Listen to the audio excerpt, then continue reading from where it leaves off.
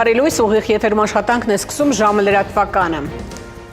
Եվ այսպես արդեն լրացավ 1 ամիս և 4 օր, ինչ թշնամին իր զորքը մտցրել է Հայաստան։ Սննդամթերքի անվտանգության տեսչական մարմինը բացահայտել է, որ մանկապարտեզներում երեխաները թունավորվել են Բիոկատ ընկերության թթվական ժամը լրատվական։